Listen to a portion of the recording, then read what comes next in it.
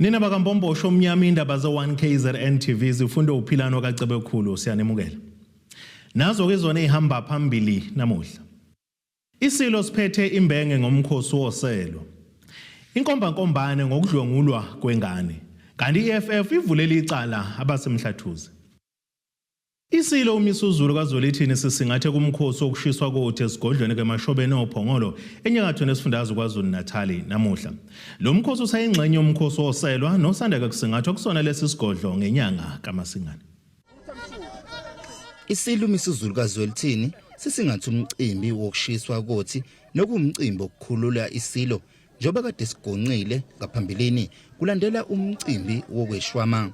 Lo umsebenzi wengonyama njengoba ibigonqile kusho ukuthi njengoba ke bekade kunoselwa lwenziwa umkhosi oselwa namhlanje seluyashiswa kuselwa nakho konke okunye kade kusebenzile ngesikhathi kwenziwa umcimbi kusho ukuthi ngamanye amagama ngonyama siyaphuma emgonqweni ekade ugonqile isizoqala ke manje nemisebenzi yonke esizwe iyenze konke sekusuka namhlanje sekukhululekile kusho ukuthi lesizwe sesikhululekile ukuthi sesingenza inoma yini njengoba kusho ukuthi besikade nesizwe sisegonqeni ngomthetho makugonqe ngonyama.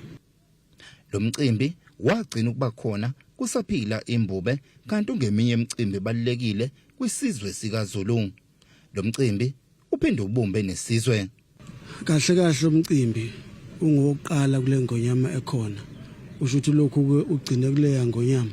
Njengamanje kusho ukuthi isizwe sikaZulu sesikakwazi ukuthi siphinde siqhubeke kanjalo nazo zonke inhlelo zaso ebekuvele kufanele isenze kusho zisenze njengamanje ke sibona ukuthi kuyisibuzo sesikhulu kuZulu ngoba kukumbumbu uZulu lokhu okwenziwa ingonyama namhlanje lapha esibani kukumbumbu uZulu ukuthi uZulu ahlangane. Isilo njengamanje sesikulungela ukusingatha okanye ukuhambela imicimbi elandelayo. Umcimbi nje manje ozolandela lo kunokuthi kuzoyiwa ukuyovula ishayamthetho kusho ukuthi ke miningi ke eminye imicimbi kodwa ekhona la elandelayo sekuyimicimbi yamagana oqala makusuka le kwishayamthetho kuzoyiwa emachobeni makubuye emachobeni kuzwa kwakhangela emcimbini owakhangela nawo wamagana ileyo mcimbi esimanje nje yona esheshayo.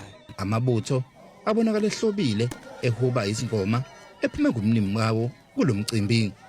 Ezindabeni ze1KZN TV ubekuthi abantu maphumulo emashobeni.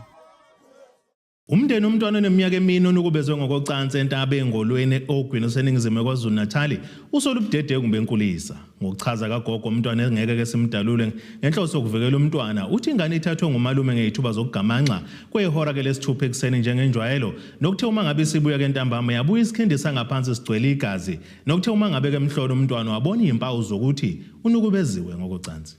Usola ubudede kumbenkulisa umndeni womntwana onyukubezwe ngokucansi wasentaba ezingolweni obuye esikoleni okugqoka kwangaphansi kucwele igazi kanti uma ugogo embheka wamfica ephuma amahlwili ngaphansi wabe semphuthumisa emtholampilo. Mangimkhumula umntwana ngithi sibaphathisele ngibezothu ke bagqoke ezinye mase bebuya bashintsho base zingcolile lezi ezinye wagqokiswa ke ingubo engiyifakile nejacket uma ngiqala keep ijacket sengize ngubeni ingane ithi wema uphuthume na ingane ubheka ukuthi yini lesenganene ephentini ebese ngishasha futhi nami ngiphuthume ngithi ngiyafika iphele ngane libo evele ngisangane ngivele ngithi awufonela uma wakhe athi uma wakhe ucela ngimbhekele ingane uthi njani ikhathi ngiginqa embedeni ngikhumule hlisa iphindi hayi ngizangiyibona into engayibona nganene amahlwila emnyama ingane ivulekile inhlobo engakaze ngiyibone ngathi nwetshiwe umuntu ngaskima kakhulu nengane enganginayo yaskima eqhuba uthi uthisha enkulisa uthi walibona iphenti linegazi wabe esemshintsha umntwana wamgqokisa elinye. Uthisha amthola ngaleso sikhathi wathe bekuyama drop abekade sephindile ukuthi ingane inesilonda yena wacaba ukuthi inesilonda bese uthi umbuzo wethu uma efika ingane inesilonda inamba yami unayo inamba kama wengane unayo ingane ngasibonela ngathi nathi nakungibona ama drop ephentini lengane baligeza ke ipaint lawo ma drop abawashoyo laba manzi langabi nalutho bayifaka elinye mase ifika la selibubu liphelile naleli elifakiwe amahlulo wakhipha udokotela ngisho amathawula engiwaphethe thawula elikhulu elimaruni ngiliphethe liphelile kuyimanje amaphempasi engifike ngamfaka wona la ekhaya gcwele igazi kathi ngaliyableeda uthi uSola ubudedengu benkulisa ngalokho. Ubudedengu becrash isithando sami ngane bangakutshela umakhelwane yonke le ndawo ihamba nami angiyishina nogogo noma ngiye esitolo yabo mina ngihamba izitolo makuphelile inyanga ngiyayidonsa kanje banitshela abantu makafakaza ugogo ngoba semdala ngifuna ngibalekela nento ezikanje ukuthi angifuni ukuyishiya nayo noma ubani ukuba ngiqala ukuya esitolo ngithi kube yikanye ngoJanuary ngoba nakuseyise crash bayazi abantu mhlawumbe ngibambe ngengalo bayazi abantu mhlawumbe ngibekele mhlawumbe kanje ngigade sona lesimo evele yasenzeka. Uthi akasabazi ubuthongo njengoba bedunguze bumnyameni ngokuthi ubani owenze lento. Ngilali ebusuku khona isikhathi la ngivuka phakathi nenzulu zobusuku hlali ngesinqa inhliziyo yami ihleziyo phikazi ngisho uma wakhe izolucishwa amelwa inhliziyo ingozi ingenzeka kulesimo sikusona ubuhlungu esibuzwayo ingenzeka ingozi. Ikhansela la kwa 32 lisigxekile lesigameko lanxusa umphakathi usebenzisane namaphoyisa ukuthola umsolo. Sizokhuza isihlava esenzekalayo ewadini ukuthi asingaphinde senzeke. Uma ngase umuntu etholakala siyafisa umthetho udlala indima yawo. Siyafisa umphakathi wakwa 32 sisukume sisebenzisane nabantu bakashonga sisebenzisane somphakathi sihlangane namaphoyisa ukuze kutholakale isigebengu ewa 32. Amaphoyisa asiqinisekisile lesi sigameko. Lo mbiko beniwethulelo zemando sicele wezindaba ze1KZN TV ngisezingolweni. Unobhala weqembu leFF KwaZulu-Natal uNkululeko Ngubane uthi bahlosa kuba bavundulule akubize ngokuthi inkohlakalo eqhubeka uMasipala seMhlathuze enyakathweni lesifundazwe. Lokhu kulandela ukuthi leli qembu livulela amacala enkohlakalo ubuholi balo masipala okubalwa khona ke Mayor Masipala seMhlathuze elivulwe ke station samaphoyisa eRichards Bay. Leli qembu ke lisola ke masipala namakhansela eFF okwongeza pheceleza ama-PR councillor ngokusebenzisana kuhulumeni obambiswana kulo masipala yize noma la makhansela esexoshiwe kwi-EFF. Iqembu leFF esifundazweni KwaZulu-Natal lisola ke iziphathimandla zikamasipala uMhlathuze ngenkohlakalo nokuxhaphaza imali yabakhokhi bentela ngokukhokhela ke bebengamakhansela eqembu emkhandlwini kusukela ngo2013 yize ke noma leli qembu selwaxoxa nokuwasebenzisa ke lamakhansela okwakho uhulumeni obumbano. Leli qembu livulela amacala enkohlakalo iziphathimandla zalomkhandla station samaphoyisa eRichards Bay. Unobhala leli qembu KwaZulu-Natal uNkululeko Ngubane uthi lo masipala ugwevene izikhundla ze-EFF. Silapha namhlanje kuzovulela umasipala okhohlakele oholwa zikhohlakali elidomeya wakhona kube uspeaker wakhona kube umanager wakhona abagwevene ikhundla ze-EFF nakuba inkantolo yanquma ngo2023 ukuthi lamakhansela awanacala ngalesikhathi ethazama ukuye enkantolo ayovimba ukuxoshwa kwawo inhlangano. Nebala ke kazange ke bawa replace lamakhansela kuze kufike u2025. So icala esizolivula lapho ukuthi le mali yomphakathi kade ade bekhokhela ngawo lamakhansela kusona ngo2023 kuzoba u2025 kuzofanele ke bayoyiphendulela enkantolo ukuthi bayikhokha ngaliphi ngoba ikhansela sizokukhumbula leli limele inhlangano lisuke lilethwe ileyo nhlangano once ithi leyo nhlangano ayisalazi leli khansela kusho ukuthi akuselona ikhansela lenhlangano leli. uNgubane uthi ke leli qembu lilandeleke yonke imigudu yokuthi ke livale izikhala zalabo bengamakhansela abemkhandlweni kepha ke lishawe indiva. Sasikulandele konke okufanele kulandelwe ngo2023 saletha ngisho amagama abantu okwakufanele bengene ezikhaleni zalaba esase siba replaceile kodwa siyathola ukuthi hayi bagwevile nje ngoba kufanele bebe nemajority engekho emthethweni. Abafuna ukuthi bakumukele ukuthi ukhetha abaluwinanga ngoba inhlangano eyiwina ukhetha eMhlathuze yayingekho. Wonke umuntu udinga omunye ukuzalide sobona kusho ukuthi ke bayifuna ngomkokotelo ke le majority. Leli qembu lithi lesi sinyathelo salo sokuvundula inkohlakalo eqhubekayo kulo masipala. abantu bakithi abalokubezile nje neinformation mayikhona abanayo sikwazi ukuthi silwe nenkohlakalo njenge-EFF uba ngeke sithule sithi simela abantu abamnyama silinde inhlangano isilinde abantu abakhohlakele baze bayiqede le mali yomphakathi ngoba ubona nje ungabuthi udoti lapha eMhlathuze ngaya kuma suburbs ngaya emalokishini akukho into eyiservice esiyibonayo shuthi sesiyayibona ke into abayihlalele ema-office ukuthi bahlalele ukwenza inkohlakalo. Uthintwa kumasipala uMhlathuze ngalolu daba uthi angeke uzophawule ngezitholo ezibhekiswe kuwo i-EFF kanti ke lolu daba lusengaphansi kwabameli. Ezindabeni ze1 KZN TV kuba inkosi enhle Mthembu Richards Bay. Sikhuphuka kakhulu isibalo samacala okushaya ngenhloso yokulimaza esifundazweni kwaZulu Natal kanti okubulala wona ehlile kakhulu. Lokhu kudalulwe ngumkhuzo wamaphoyisa kulesifundazwe uNhlanhla Mkhwanazi nalapha edalule khona ukuthi bayakujabulela ukuqothwa kwegelekeqe ngenhlamvu ezingamalungu eqembu lezibiza ngeWest ebelihlalisela ibhojozo umphakathi waseNanda eThekwini namaphethelo. Unkwali yenkosi bekhuluma ke eNanda ngesikhathi kuqhubeka kwembizo yokulwa nobugebengu. Ukuboshwa nokubulawa kwezigelekeqe eziyingozi eNanda namaphethelo kubukeka kuthela izithelo ezinhle njengoba kuvela ukwehla kwamacala okubulala abikiwe kule ndawo ngekota ka-2023-2024. Amacala wona amaningi ukudlula wonke amacala esinawo njengoba ngisho nje amemeda ashona phansi kodwa ukushayana kunyukile okusho ukuthi kufanele sibone ukuthi yini enza ukuthi abantu bashayane kakhulu ukuze sikwazi ukuthi silwisane nabo. Amacala okubulala kwabantu endaweni yaseNanda ehle ngo-28 njengamanje. Esibona ukuthi kungenzeka ukuthi into enhle enzakalayo emphakathini esiwakhelwa waseNanda.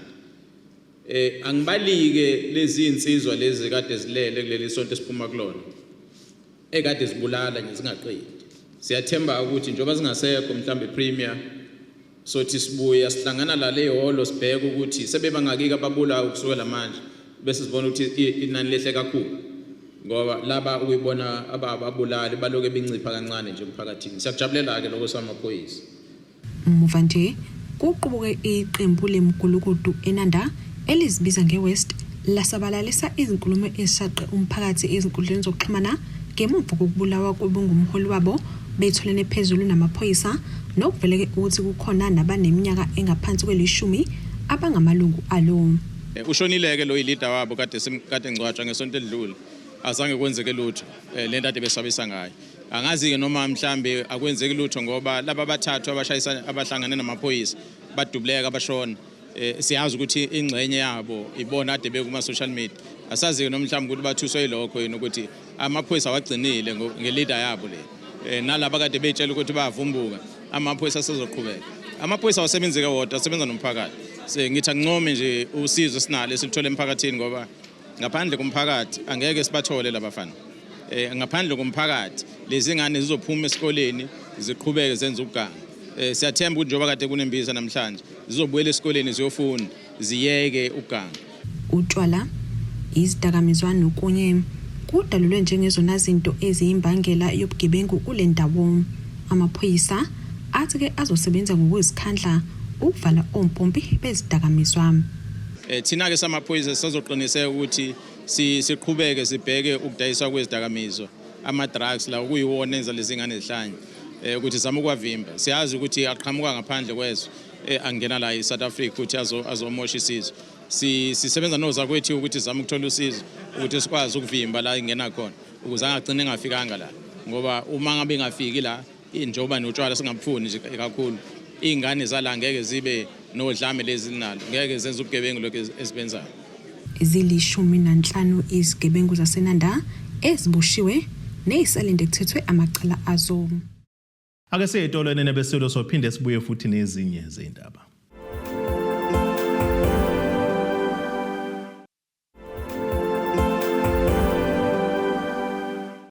Asibonge siphinde sinamukele futhi kwindaba zethu ze1 KZN TV nazo kwizona ehamba phambili namuhla. Isilo siphethe imbenge ngomkhosi woselo. Inkombankombane ngokudlwengulwa kwengane. Kanti iFF ivulela icala abasemhlathuze. Ihlehlile imashi enokuthula ebihlelwe ngongcweti abenza ke imisebenzi yahlukene yezandla phecelezi ngolasemzini ama-artisans akheleke idolobha eRichards Bay obokulindela ukuthi isuke ZCBF iziyophelela eMondi nokulapho bebezodlulisa khona uhlu lwezikhalazo zabo kuyona le nkampani. Ukuhlehla kwale mashi kuza ngemuva kokuthi ke kungenelela ubukhosi besizwe sakaMthiyane njengoba le nkampani yakaMondi isebenza endaweni yenkosi. Laba ke bakhala ngokuthi ke kuqashwa abantu bakezinye izindawo bona bevalelwe ngaphandle bengabendawo kanjalo futhi ke basola nomkhonyovu wokukhokhiswa kwabantu ukuze bathole umsebenzi. Abephume ngobuningi bawo kama-artisans ase-Richards Bay nyakatho nesifundazwe KwaZulu-Natal njengoba bekulindele ukuthi kube nemashi eya eMondi ngenhloso ukuhambisa uhlu lwezikhalazo zabo. Le mashi-ke igcine ingenzekanga njengoba-ke kungenelele ubukhosi bakwaMthiyane obengamele indawo umuntu osebenzela ngaphansi kwayo. Isizathu sokuthi i-meeting ebesinayo noma imashi ihlehle ukuthi kuye kwaba mhlasimbe nephutha elibe khona ukuthi singa-communicate kahle nobukhosi. So okube imbangela ukuthi masebezwa isigrantiwe imashi bese beza kithi-ke kubaholi abakhona basibize ukuthi kungenzeka kanjani ukuthi sihambe siyokhuluma nenkampani eMondi endaweni yayo singazange saqhumana nabo. So ngaleyo ndlela sike sahlala phansi sabalalela saba nengxoxo savumelana sakujabulela sabonga futhi ngoba ubukhosi kungenye into vele singeke sayeqa sina imizamo ethile ke sike sayenza ngemuveni noma ke kube nalo lack of communication but ekugcineni sivumelene nabo ukuthi ke sizawuma sihlale phansi njengamanje misuka la siyahamba siya ku officeini siyohlala nabo sidingidele udaba bezwe imfuno zethu engicabanga ukuthi cha from there izokwazi ukuthi zilunge. Phakathi ke kwezinto abakhala ngazo ukuqashwa kwabantu bakwezinye izindawo okushiwe bona ukukhokhiswa kwabantu ukuze ke bethole imisebenzi nokunye okuningi.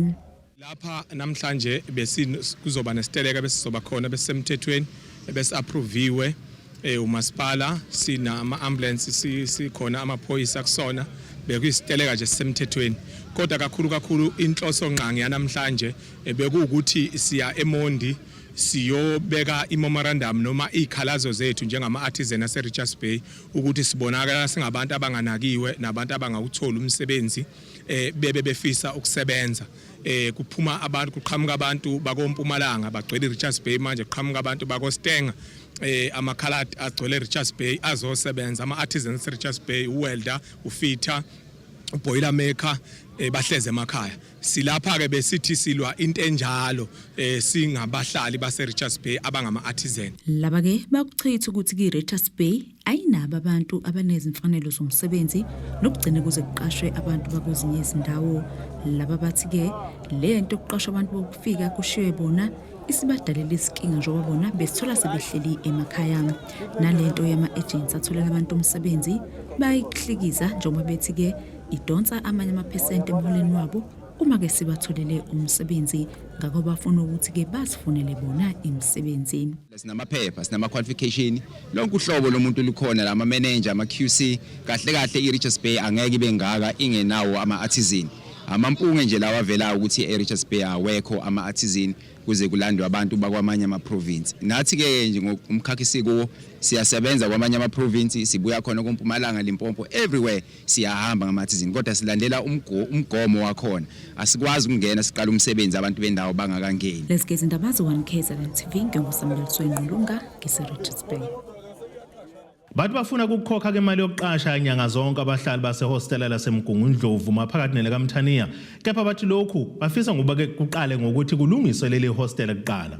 Laba abahlali baleli hostela balisekupheleka iminyaka abangafika kule ndawo kepha isimo salo siya ngokucekeleka phansi unsuku zaphuma. Okuseqhulwini abakhala ngakho ukuvuza kwamabhilidi uma ngabe kunemvula kanjalo ke nezindlu zangasese ezisesimene singagculisi neze. Abahlali basehostela laseMgungundlovu bathi yimbi inhlalo njengoba isimo sehostela sicekeleke phansi. Kunzima la khambi kahle la hostel nisho ukungcola nje wakhona ngeke uhlala abantu akhambi kahle yonke into kwakuseklinika la manje ngeke nasemawashaws yonke into akhambi kahle ema toilet nododo ugcola ngaphakathi. Kwakunama security esangweni ayesiza umuntu oyivisit ozofuna umuntu la ammemezele ngospeaker ukuthi sibanibani akabani sicela uze esangweni khona okudingayo. All right. Waya yaphela lo system sasirenta la sirenta u9 ngenyanga the phakathi nesikhathi kwaphela futhi nokurenta satshela ukuthi hayi ake sime ukurenta bazobe babuye basitshele lokho abasitshela kona kodwa ukurenta kuyama kwama lapho kunomphela laba bathi ubugebengu sebukhona kanti nenhlanzeko ayisabonwa abantu bangena nje labayiqhekezela imoto benze yonke into abayithandayo because nesanga livalwa zonke izinto zala ngaphakathi nje zithanda ukubheka phansi cleanwa isikhotha singaka ngavukwa nenyoka udoda uchithwa ngesikhathi nje kuningi ngingakusho ukuthi sicela abasilekelela abangakwazi ukusilekelela sikwazi ukuclean ihostela likwazi ukurenovate ezinye indonga la nje ububona zixaza amanzi zifuna ngisho ukuwa manje akuyona indawo safety for ukuthi ngahlala abantu okunye ukuthi abazi ukuthi imuphi umnyango ophethe ihostela okanye umasipala umsunduzi uma ufika ka human settlement bafika ka human settlement bakuchithe bathi ihostela seliphethwe umsunduzi uthi uyafika emsunduzi bakukhombe khona futhi ka human settlement kuke kwenzeka ke manje bagcina sebesikhomba ka kwenye indawo ngisazi noma iCalendar Affairs yes basikhomba Calendar bathi asiye Calendar Affairs so nje kunaleyo vice versa ukuthi kahle kahle ubani ophethe hostel esingakwazi ukuqondana naye ngoba wonke umuntu uyachitha manje ushonisa le wonke umuntu ushonisa le so asazi ngempela ukuthi ubani kufanele sixhumane naye bekhona kade becleana bephasi kwa human settlement so human settlement wabamisa wathi siphelile icontract yabo so kwasekuthiwa sesingena kumasipala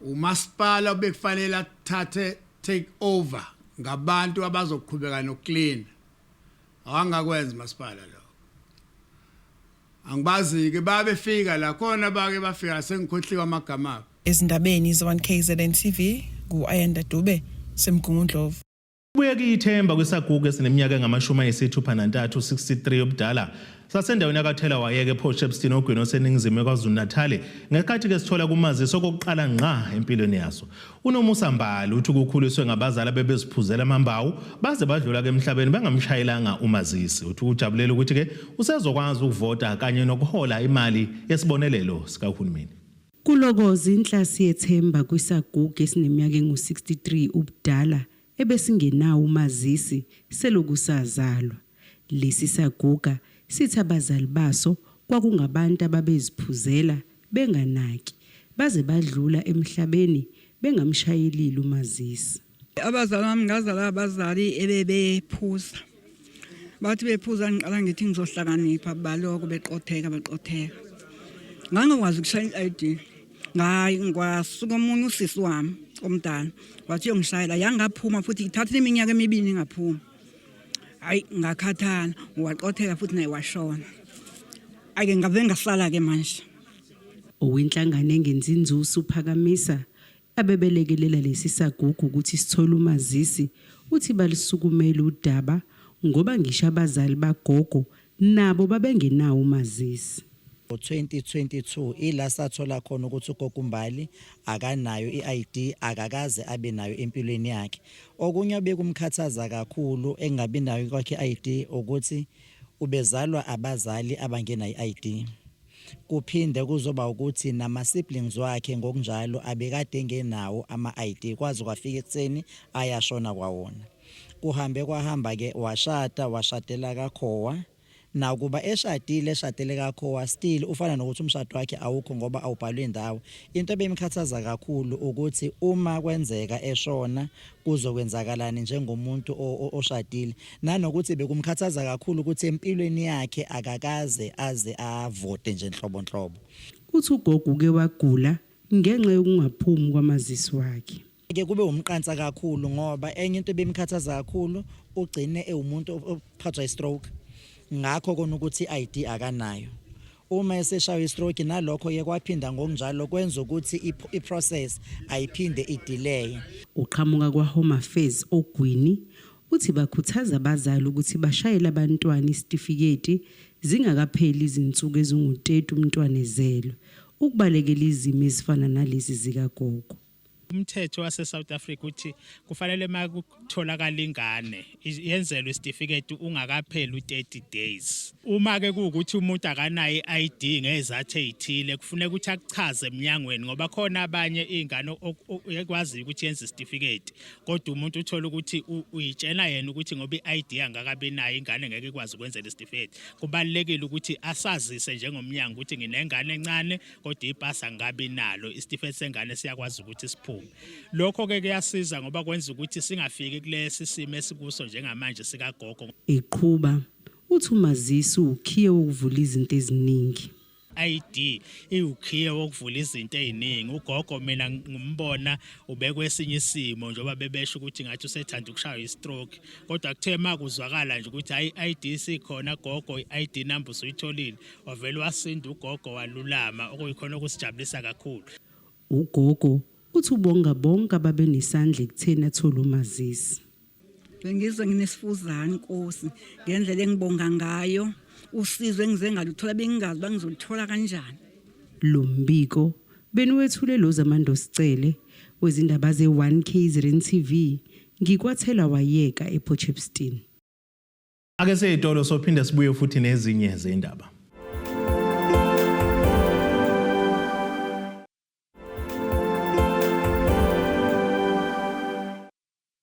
Asibonge siphinde sinamukele futhi nina besilo kwindaba zethu ze1KZN TV.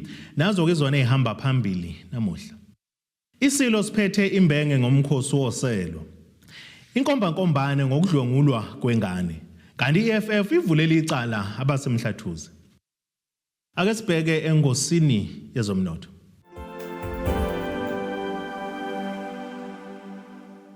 Iranda kuleli ngu-18.47 kuyidola laseMelika, libe ngu-23.01 maliqhathaniswa nopondo waseBrithani, bengu-19.17 kwi-euro yase-Europe. Intengo yegolide imi $2,893.18 ounce. Kuthi intengo kawelo ngahluziwe yona ibe ngu-$77 umphongolo.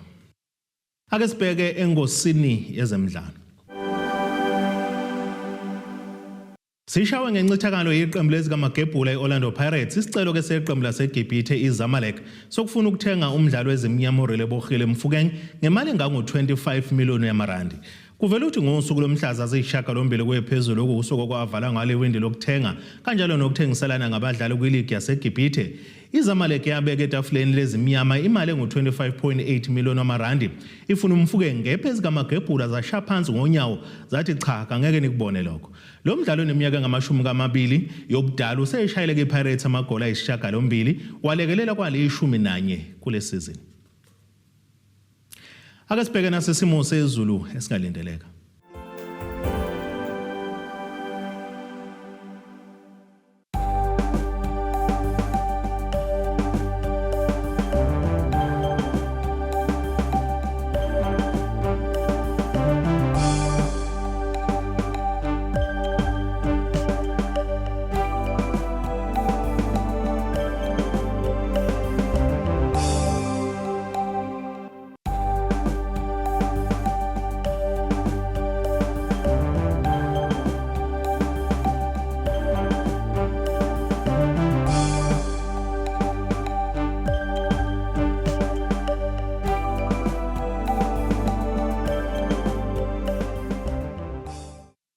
Nina bakaqamba lankomo zilahlekile zodliwa umdlebe kwasoshangana. Ukamzimba umntana nethemba lonke nje le indaba sithe ixabene.